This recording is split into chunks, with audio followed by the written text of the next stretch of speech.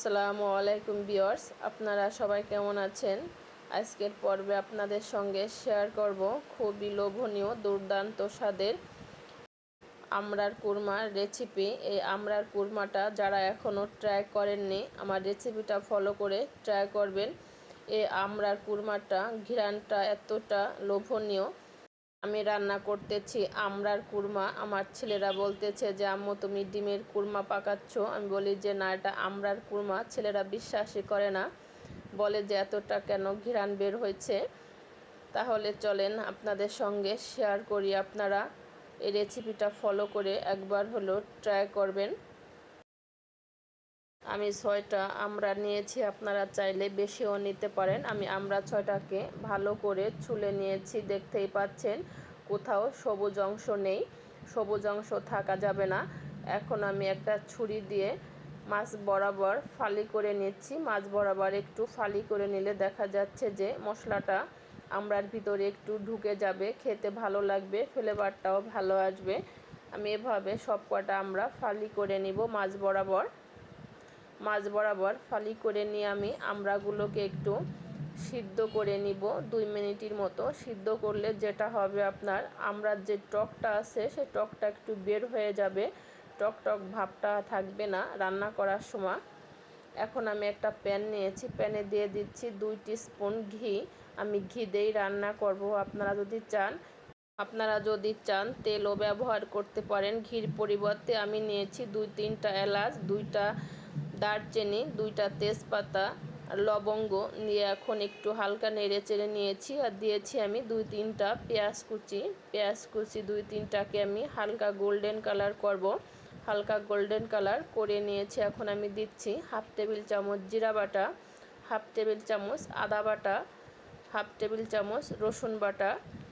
আমি 6-7টা কাঠবাদাম ও 1/2 টেবিল চামচ পোস্তদানা বেটে নিয়েছি। আমি মশলাটা এখানে কম অ্যাড করছি, কারণ আমি এখানে আমড়াটা কম দিচ্ছি আমি 1/2 টেবিল চামচ লবণটা স্বাদ অনুযায়ী দিবেন। এখন আমি ঘির সঙ্গে মশলাটাকে হালকা একটু ভেজে নিব, তাহলে কাঁচা ফ্লেভারটা চলে যাবে। আমি এখন সামান্য পরিমাণে একটু পানি দিয়ে মশলাটাকে আর একটু কষিয়ে নিচ্ছি। দেখতেই পাচ্ছেন মশলাটাকে একটু কষিয়ে নিলে দেখা যাচ্ছে যে কাঁচা ফ্লেভারটা থাকবে না, ঘ্রাণ আসবে।